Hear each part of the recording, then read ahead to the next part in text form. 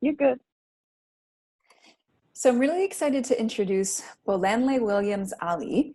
Bola is the Chief Financial Officer for the architecture firm Mancini Duffy. Bola's leadership ensures that accounting and financial matters are a critical and strategic part of how the firm approaches its work. Bola is also a parent, and she's very, very active in serving issues in her home country of Nigeria. I also think she has some of the raddest fashion sense that I have ever seen. So I have seen Bola in action twice. First, as a speaker at the Women's Leadership Summit of the American Institute of Architects, where she talked about her career path. And then she did the hard work of teaching financials to a group of architecture professionals.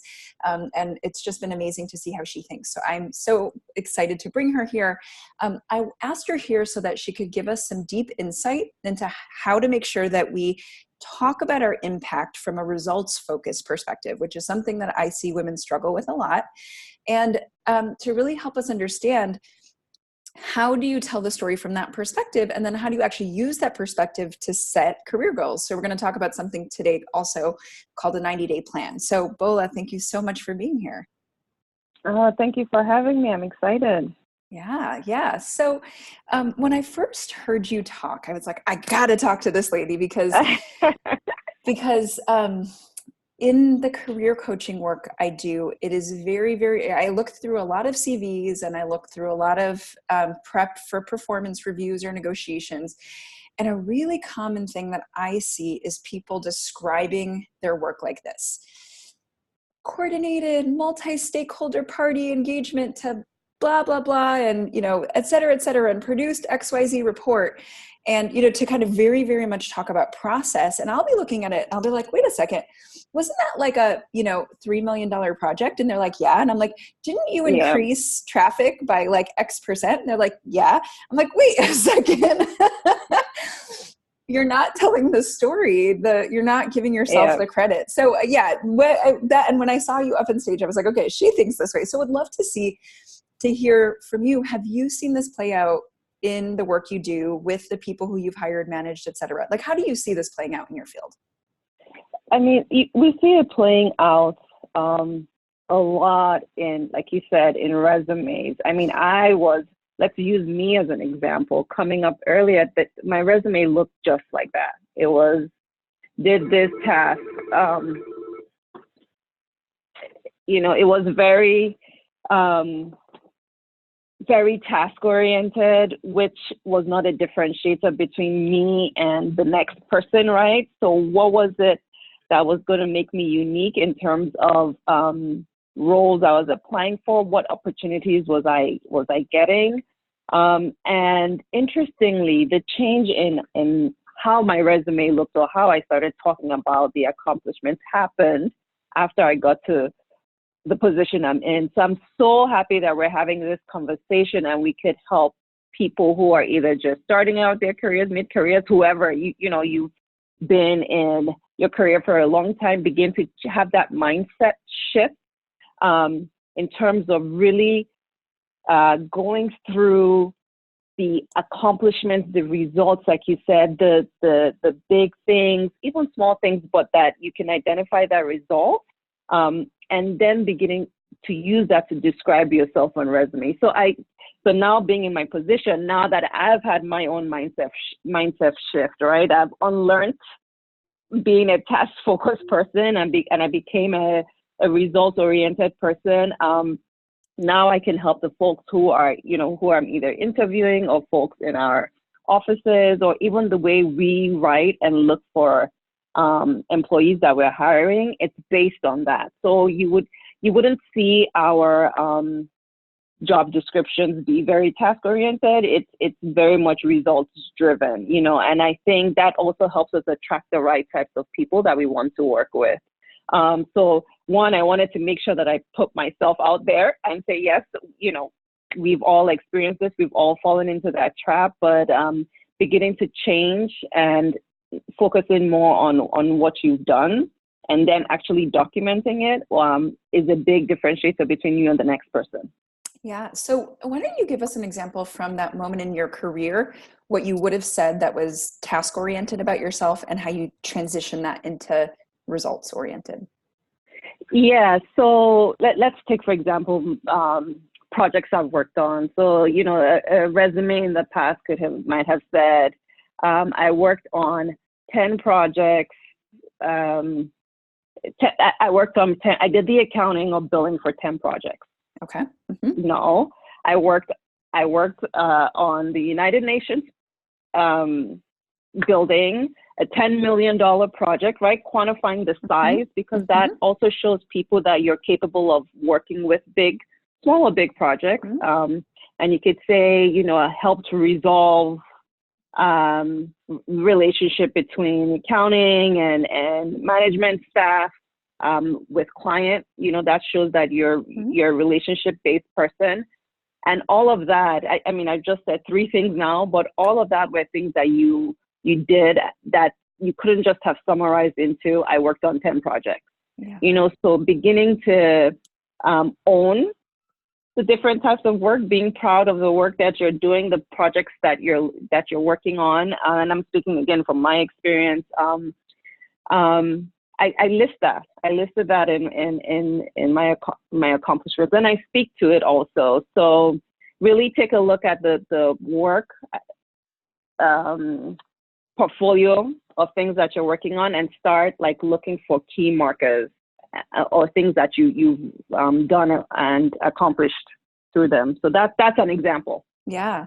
So I think what I'm going to pull out of it is, rather than just the facts, what did I do process wise? And there was some quantitative information, right? 10 projects, but you did three things there. One, you're actually listing projects of significance. So I can't tell you how often I will be working with people who don't think that they have qualifications, and then they'll list an effort or project that especially women, and they'll list an effort or project they worked on. I'm like, you worked with them? What? Yep. So, for lack of a better word, I don't know if name dropping is really the right thing, but just owning any brand Yeah. Yeah, and it's not name dropping. It's at least in my opinion, if you can remove that, it literally is what you worked on. Yeah. Right. Yeah. Right. It is what you. Yeah. So don't. If there are people out there who are feeling like, oh, I don't want to drop a name, or no, this has been your day-to-day life. This is what you live and breathe. And so I think we just need to get comfortable with speaking to those things. Right. You don't have to go out and invent anything. You did the work, right? So yeah, you did it. So significant names or signifiers, I guess is what we could call it. Another one, I think you said $10 million project, right? So, I mean that, other signifiers of importance, that's incredibly impressive. And then I also heard you say, resolve conflicts. So it's also specific problems that you solved, right? Specific, you didn't just do the billing. It's like there were issues that happened in the billing, and that was where you added value. Exactly. Or it could be with an internal process, right? So take, for example, billings for your project team used to take you 20 days, and then you come on board. It then takes you, you figure out a system where it takes you 10 days. That's efficiency, right? You're showing that you're improving efficiency, not just yours, but for your department. And that's something that people are always looking for. So I keep giving examples from my experience, but think about how you've either improved the process in your group and how you can speak to it, because people are always looking for folks who are efficient, who aren't time wasters. That's what I look for, right? Because there's just so much more we can be doing. And I just feel like people also have other things that they could be doing too, that you don't need to stay here till 10 p.m. No, you get what I mean? Yeah. That doesn't show that you're a hard worker. I'm looking for the results in the things that you're doing. Yeah. Yeah. I just actually was writing about this the other day, that You know, I'm sure you've seen this because you work with architects, but there's this pressure on architects to always be in studio, always be working. If you're not always working, you're not committed to design. And it actually means that we learn these really inefficient processes. And so Yeah. we actually have to, especially I think when you're mid-career, have to kind of unlearn that training and recognize that. Yeah. Yeah, I would love to hear what how you've seen that play out. Yeah. So, I mean, so for us, that's something that we're always looking, you know, for our staff on the floor. So not just my team, but like the architects and designers on the floor. And what does working hours look like, right? So for us at Mancini, we have more of a flexible work time approach. Again, we're more project results driven. We don't want people to work late, right? Like you have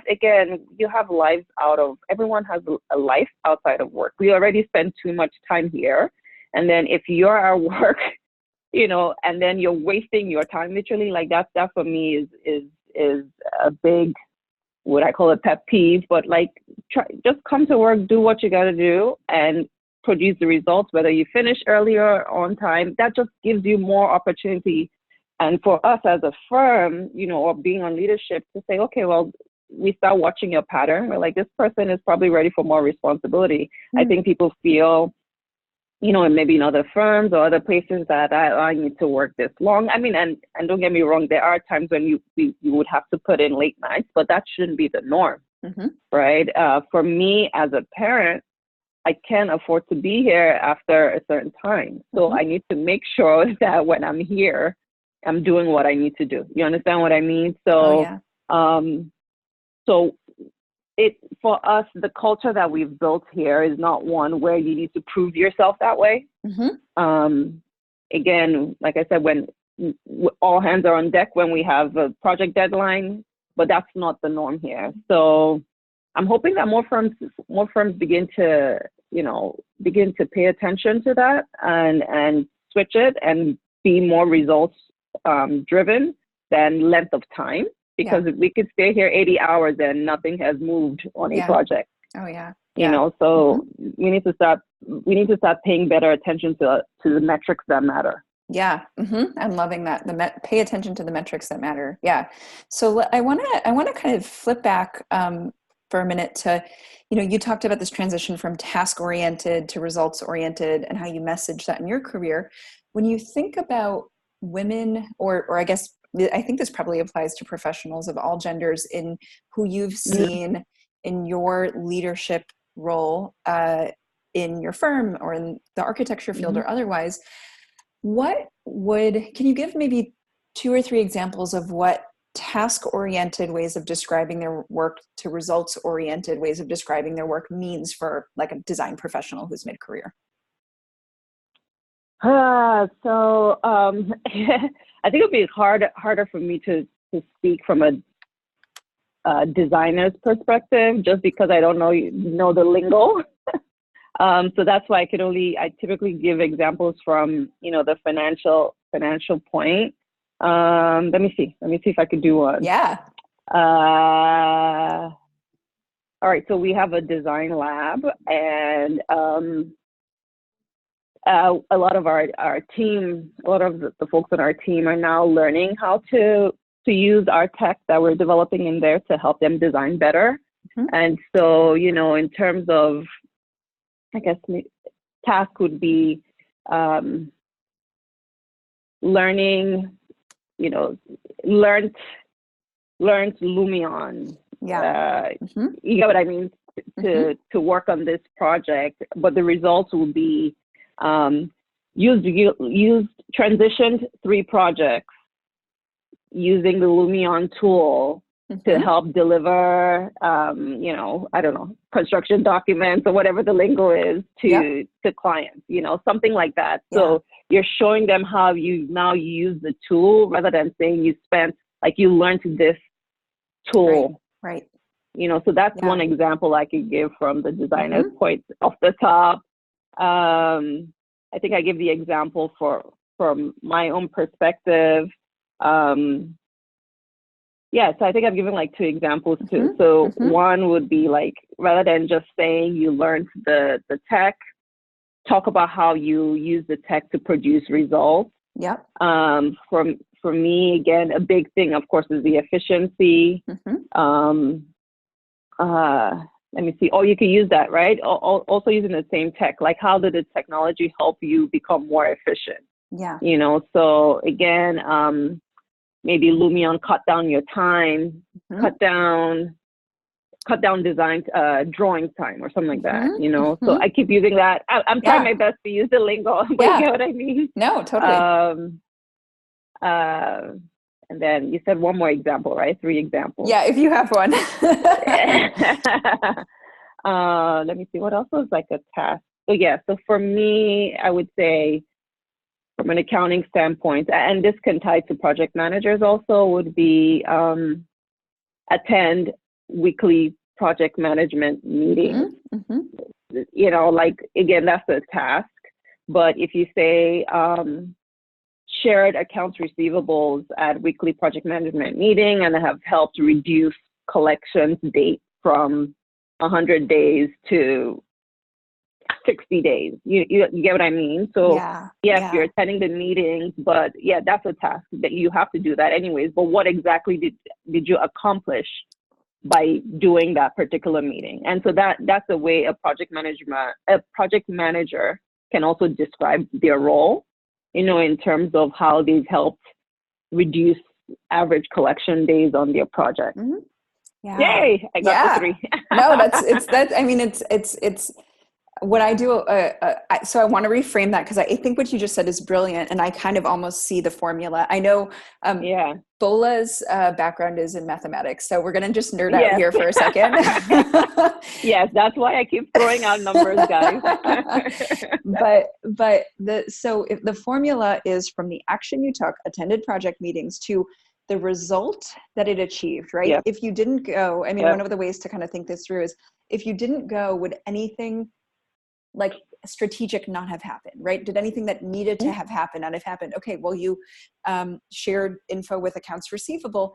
And then, you know, I wrote this down because I love the phrase, translating that into the metrics that matter, right? So reduced collections time from X to Y, right? And so it's that tracing through from cause to effect of the stuff you do, right? We all do a lot of stuff. And exactly. When you're busy, you sometimes forget to think about the why behind the stuff, the why, and then the metric that matters. Yep. Great. So I think this is a really different kind of thinking for a lot of people, because again, we're stuck in what we do. Mm-hmm. And I think some people are not as used to thinking about the metrics that matter. Like, really, you know, you've got a quantitative background. So I could imagine if I was a project manager, I would have no clue what reporting to accounts receivable actually did to the metrics that matter. So what's your advice on starting to harvest that information, or even figure out what information you could harvest to find the connection between your actions and the metrics that matter? Sorry, I'm digesting. Say it one more time. Yeah, sorry. Really, really complex question.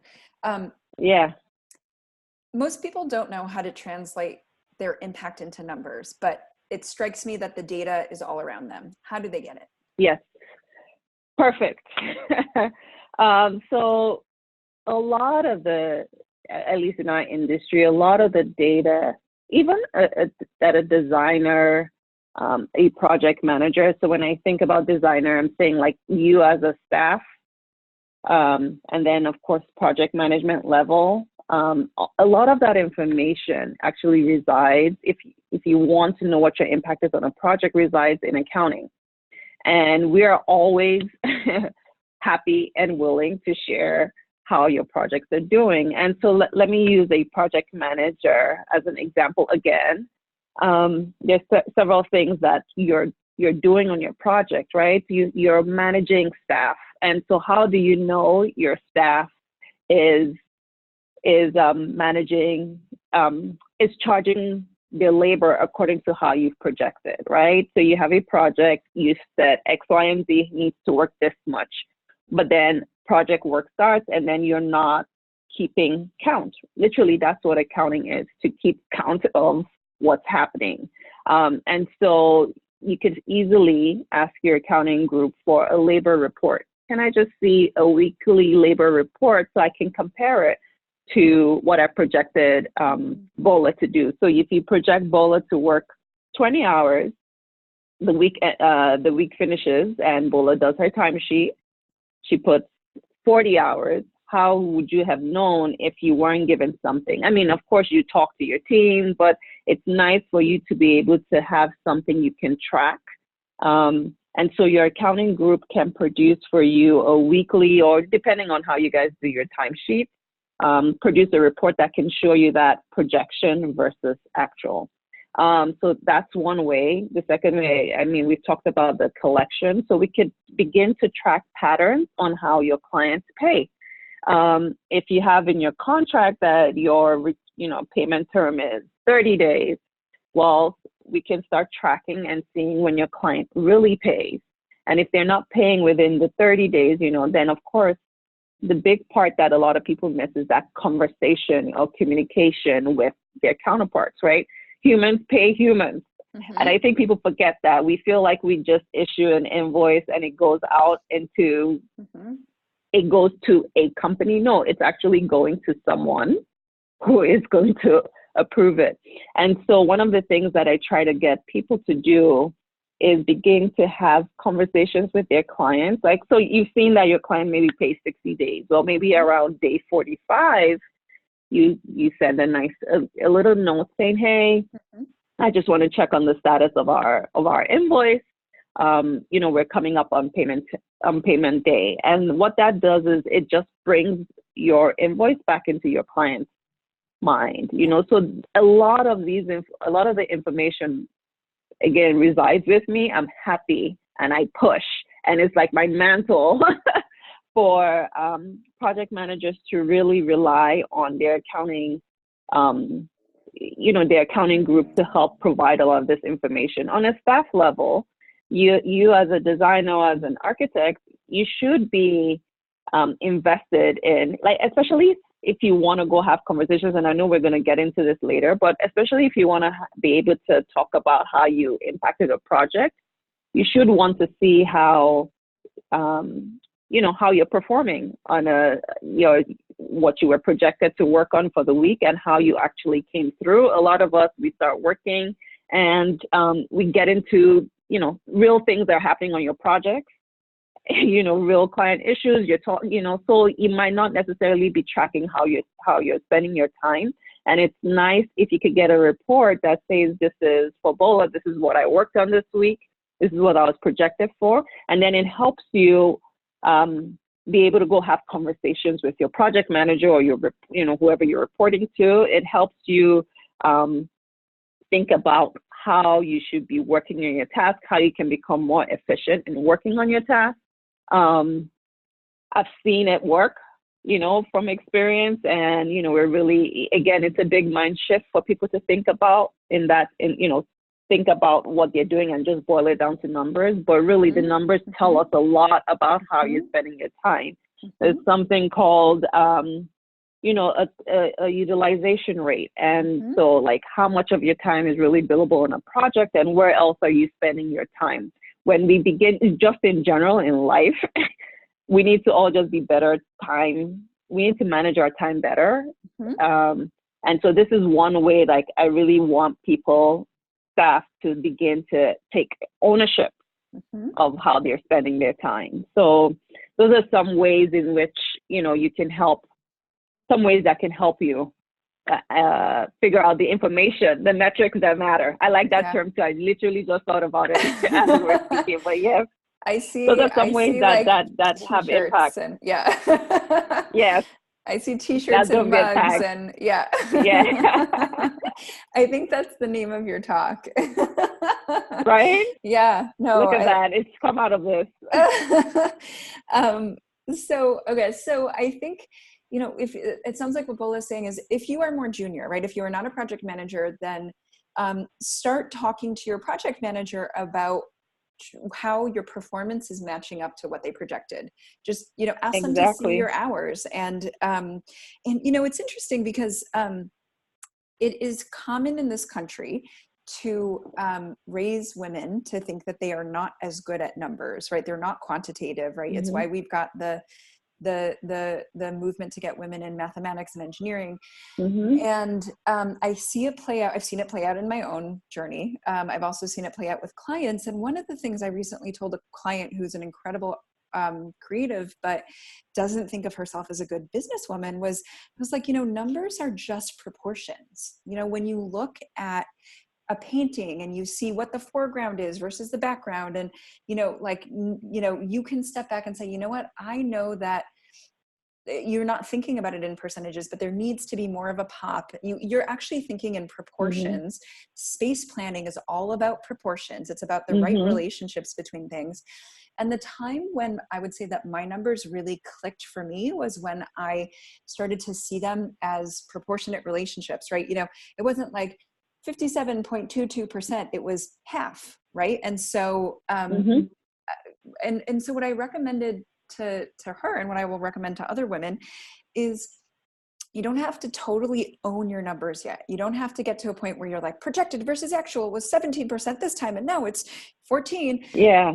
Just start exposing yourself to it and start to see if there are any patterns. And I mean, you know, I kind of want to recommend for anyone, especially if you're a project manager, right? Not only should you start thinking about that 3-part structure, what are your key actions, your key results, the key metrics, but invite someone in accounting to lunch and, or, you know, go over, ask if you can start looking at some stuff with them. Don't treat it like I need to come up with this fabulous answer. Just start getting more comfortable looking at things with them and asking them to help you see patterns in proportionate relationships. That's 100%, 1,000% correct. So, we really need to, so in my experience and what I've seen, I mean, that's not how, let me rephrase. So coming up, I think a lot of firms always separated their accounting groups from the floor. And you only saw your accountants at the end of the month in our industry when it was time to do your billing. But what I've done in my career coming up is pretty much I made myself an equal partner, a team member. Fine, I'm not quote unquote billable, but the work that I'm doing is so critical to your billable work that you need to see me as a team member. I would say there's onus also on the accountant, right? Or on the accounting group, because it's a mind shift for them also, because they're just used to staying in the back and doing their numbers. But have you shown interest in this bill that you're putting out? Like, what is the project about? And so a lot of times, what really helped my project managers also buy into what I was trying to share with them is because I showed interest in the work that they were doing. They weren't, again, I'm not learning how to draw anything, but at least I could say, oh, this project is in design development. Do we even understand what design development means, right? You get what I mean? So we have all these phases, but you as an accountant, can you say a general idea of what's happening in these phases? So there's buy-in from both ends. And then once you become that team member, like you said, invite to lunch or even take them to the project site. Yeah. It's so powerful. Like for me, it was so powerful going to the United Nations when I worked on that project, or going to the World Trade Center. There's just an exposure, and it's not just on our end, it's not just a numbers thing. I'm not just doing this, though. It's actually, it has such huge impact to what we're doing as a firm, the building that we're building, So I would say, I love that you brought it up, that PMs need to just start getting exposed, but then the accountants to also need to want to be, to be exposed.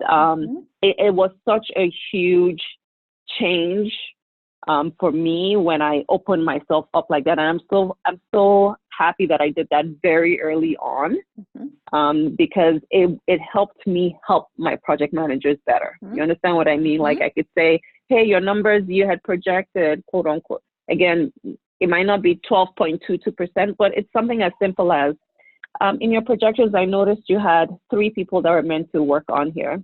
I'm seeing 10 people charging. You get what I mean? Yep. It's very, very simple. And my question to the project manager will be, what happened? Or are you aware of this? And then they could be like, oh my goodness, I didn't realize that all of these people had touched my project. And then they can course correct earlier. Yeah, I love that. And I think, so there's a book I'd love to recommend called The Politics of Promotion. It's by a woman named Bonnie Marcus. And she talks about the idea of building allyships across your organization. And she's usually writing about much larger organizations than a lot of design companies. But what she says, which I think is really interesting, is that career growth is dictated not just by who's above you and can make decisions, your manager, you're this, you're that, but the people who are influencing them. And so to have strong allyships with people in marketing, with people in finance, right? We tend to stick in our professional silos. And when you have those strong allyships, you hear things about the organization and its strategic direction that maybe you won't be accessing in your own little lane. And you can also potentially develop results together, because if an accounting person and you over time develop this strong relationship, they're giving you strategic advice on your project. You might say, I don't know how to course correct. And then you might, brainstorm back and forth, and you guys are developing solutions together. I'm telling you. Yeah. I've seen it. And I think it always ties back to people not wanting to be vulnerable. And you understand what I mean? And vulnerable in the sense that, you're in a career setting. You always want to look strong in your knowledge, but we forget that being strong in your own skill set doesn't take away from the areas that you're weak. It doesn't mean that you're not really good at what you do. I mean, I do this not just with career, but even with my friends. I see my network. I'm like, oh my goodness, when I needed to write a paper, my girlfriend is doing her PhD in policy. So of course I would share my work with her. And I think it's the worst thing ever, but there's vulnerability, when you share things with people you trust, right? That you feel like they are going to help you as best as they can fix whatever it is that you need to be done. So I go back to this friend. I was in policy school. Again, I went to school for math. So of course, I'm not going to say I suck at writing, but there was a reason I did math in school. And, but my girlfriend really helped me through my second master's. You understand what I mean? Because that's her strong suit. Yeah. So she was able to really help me. And we need to begin to see that within our organizations, right? Like, you might not be strong in math, but you have this resource here who can help you interpret it. And then that can, again, help collectively solve an issue that you've been trying to fix on the qualitative side. Yeah, no, I love that. And I mean, there's some research that suggests that women tend to be socialized and tend to be more drawn towards more collaborative working approaches versus more hierarchical ones. And so one of the things I believe is that as more women make it into positions of leadership, we will have more social permission to operate that way in the workplace. Yes. And I was thinking, it's funny you brought this up, but I was thinking about this. I've been thinking about it the last 2 days in terms of just my own leadership style and how I am helping my team, and how it's just very different than when I was coming up. And I was like, I'm glad I'm able to create this environment where, the folks who work with me are able to, have flexibility. Let's say that first, or feel comfortable enough to come to me if they don't know something, or if you messed up, feel comfortable enough to come and say, hey, listen, this is what happened. How can we resolve it? Or these are the ways I think we can resolve it. And I'm just happy that there is no tension. You get what I mean? Mm-hmm. You know, or like there's a fear that, oh, if I go talk to the boss, Mm-hmm. you know, things will go wrong. And I think men need to change their mindsets. But yes, for us to create it, more women need to be in here, because we've just experienced it the other way, and you don't want it to be like that for the folks coming after you. Yeah. You know? Yeah. So. Absolutely. Yeah. So, okay. So you've got your metrics that matter. You're putting them, you know, you're walking into your performance review with maybe a one sheeter with a couple of key metrics that matter. You're putting them on your CV when you're applying for jobs. Cool. Metrics that matter. Now, let's transition to talking about a 90-day plan. This is something that you recommended. Mm-hmm. In some ways, I almost see it as, you know, the reverse engineering of arriving at those metrics that matter. So yeah, walk us through, what is a 90-day plan? When do you use one? So we talked about this, and let's give an example of someone who's just got a new job and they've walked in. Most times, a lot of people are on 90-day probation, right? Yeah. There's a probationary period, and depending on your reasons why you take your position, the type of person I am, no matter where I am, I know that it's either, you know, there's some experience that I need to get out of this position I'm at, and I want to represent myself in the best way possible. I want to come in and help. I want to come in and resolve issues or resolve things that are not working for the firm, and how can I really contribute? So the very first thing for me is a mindset about the role or the job that you're in. I've just always been a go-getter. So like for me, any task I'm doing, I'm going in with a really positive mindset and thinking about it as an investment in myself and an investment in my career, whether or not I stay at that firm long term. You get what I mean? Yeah. And so once your mindset is in the right place, a 90-day plan, or the way I see it is, you know, you're clear on what your expectations are, and not just, again, job task expectations, but what exactly are we trying to do in our group, in the accounting, on the floor, design as a firm, and what is your role in terms of creating that impact. And you personally can create a 90-day plan. And what I mean by that is you could say, you know, the first 30 days, this is what I want to accomplish. The next, after 30 days and 60 days, this is what I want to accomplish. In 90 days, this is what I want to have done. It could be as simple as identifying 3 things. You know, I'm a big I like to say, keep things simple, stupid. So it's the KISS method, right? Keep it simple, stupid. Pick 3 important things that you would want to see done, you know, within your first 90 days there, and be able to either document the process, right? So you pick the things, and of course you say, okay, what do I need to do to be able to,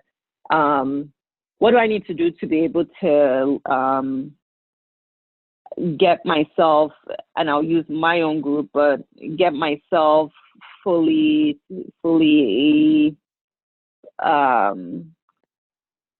comfortable with working with the project managers that I'm working with, and forming relationships with the clients that I have. Yeah. So of course you need to you need to know who your counterpart is on the client end, if that's your goal, right? So the goal is form relationships with my client counterparts. You need to know who the people are, who you're speaking with.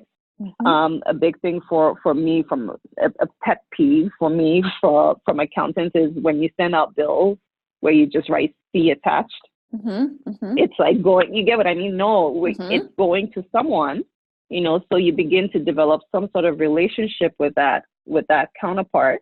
So, you pretty much list things that you need to do to be able to accomplish that goal, right? So again, we're not saying that you're not going to do tasks, but what are the steps you need to take to get that result you need? So, you can then list out for those 3 goals that you pick, what are the things you need to do to accomplish.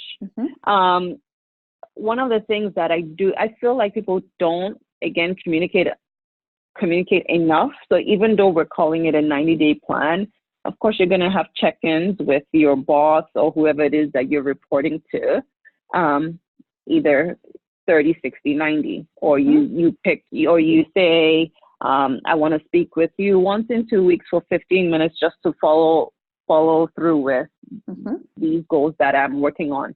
Am I going the right path, right? If it's a new organization, if you're already in a current role and you're feeling, stagnant, this is something you could do to help infuse life into your current role, but make sure that you're also checking in with your boss or, again, or whoever, to make sure that you're going down the right path. When they see that, I mean, for me, that just shows ownership. Yeah. Again, ownership in yourself and caring about the work that you're doing and what you want to see done.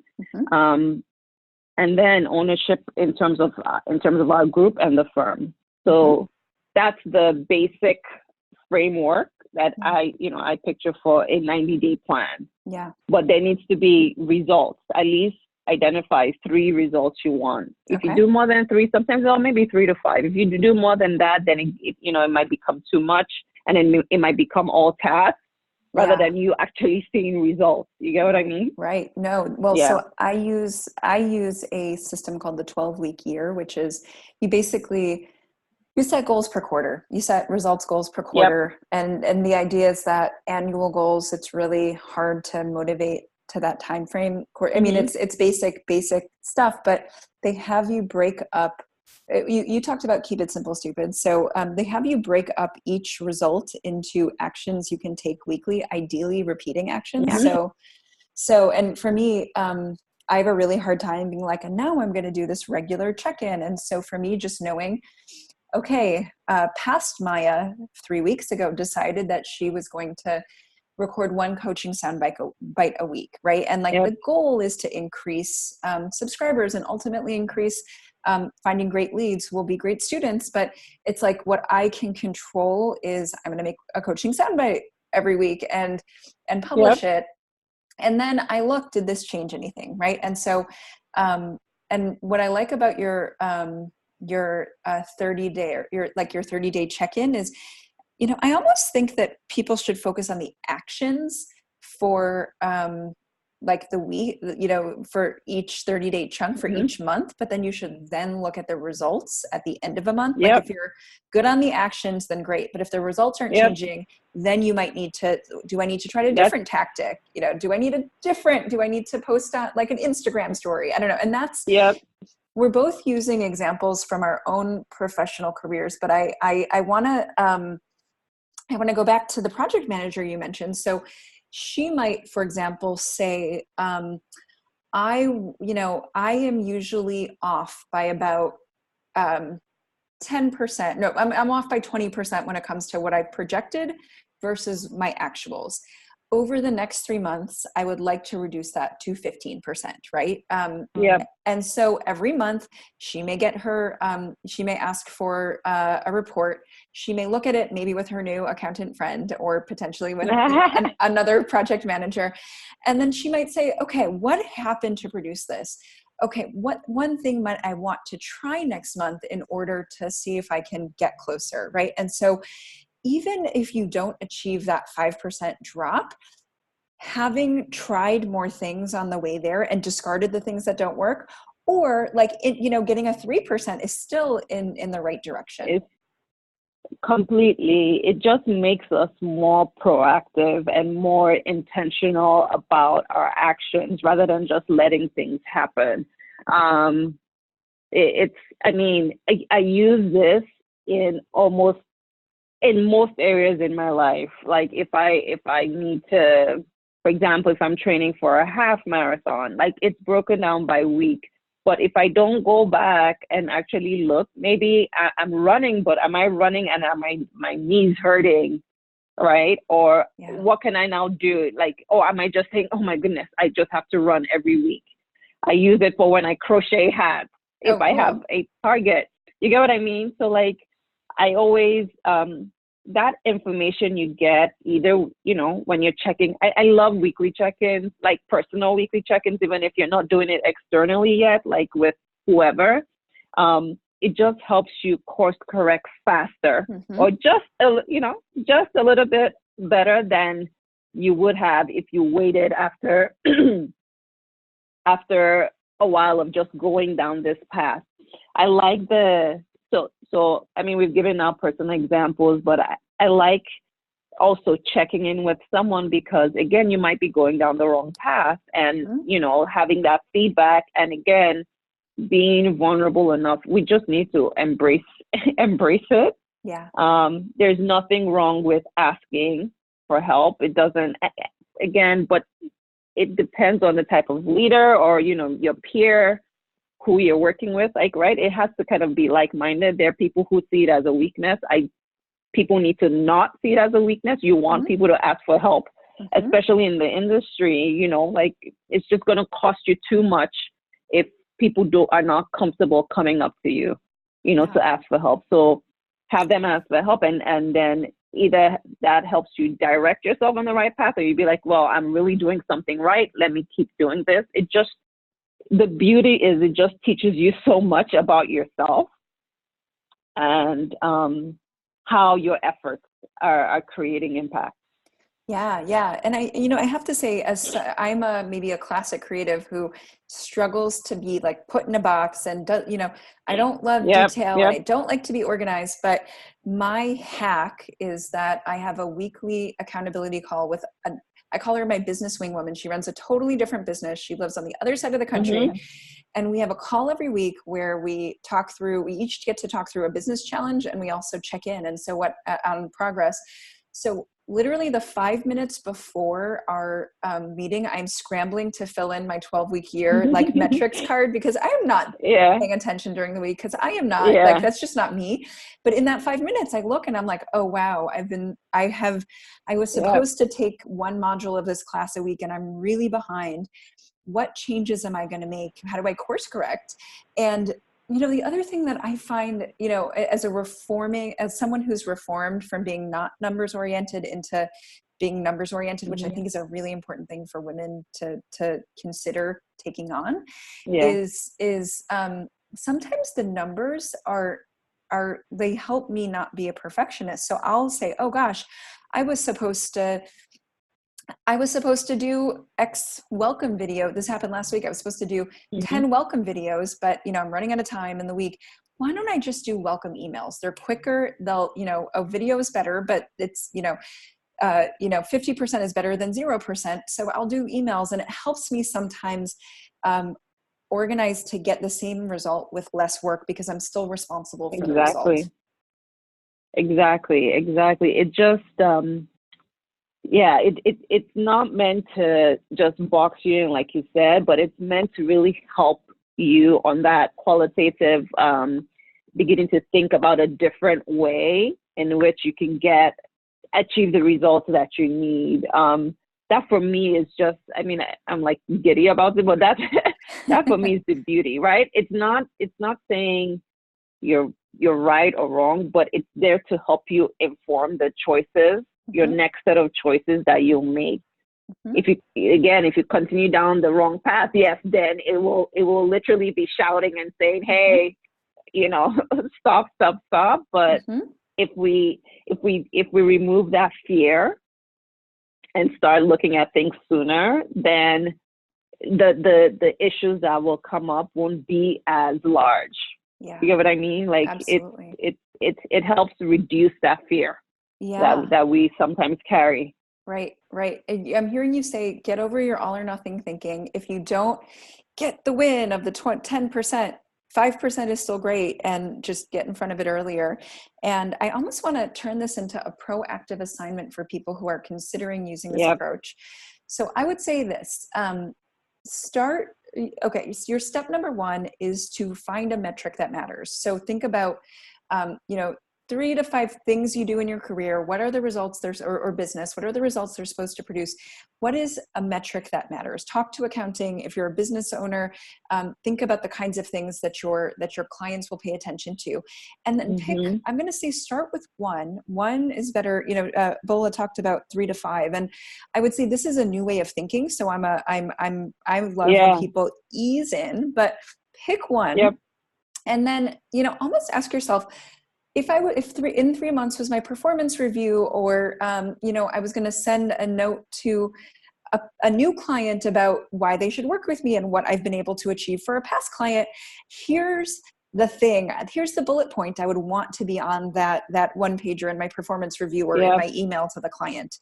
And then do what Bola suggested and say, all right, if I have 90 days to do it, where do I need to be 90 days out? Where do I need to be 60 days out? Where do I need to be 30 days out? And then understand what actions would you need to take to achieve that metric. And then every 30 days, maybe, you know, schedule some time with your bestie or your accountant or your work friend or your project manager right now, even if it's 20 minutes, just to check in on the metric. And don't worry if the metric isn't, like, you're not a failure if it hasn't moved. The goal is actually just to look at it every month and just to be like, exactly. I'm making mental space for this. Yes. Everything you said, that is exactly, that is exactly it. If we have time, I'll give one more example. Please. And this is, again, this is now not even work related. I keep using these so that people can maybe see it in other aspects of their lives. So for example, I was training in 2019. So in 2018, I trained for the New Jersey Triathlon, but like the sprint version. So it was like, you know, 500-yard swim, maybe like a 10-mile bike or something. And then it's a 5K after. And so I set my plan. I set a plan, 12-week plan. And at the end, so I was training, it's open water swim. I was training to swim in a pool, which was fine.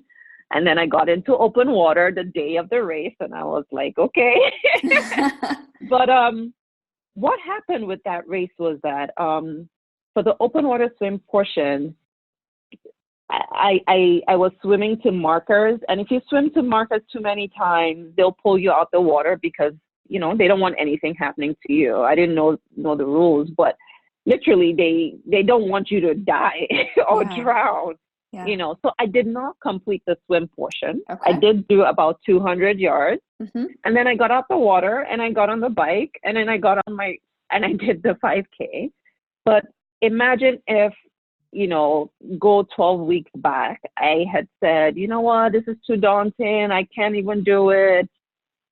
I didn't accomplish the swim goal, but at least I did a portion of it. Yeah. Right. And I went on and I had this incredible experience that I could now learn from, which is when you want to train for a New Jersey Triathlon the next time, go do open swim maybe once, you know. So but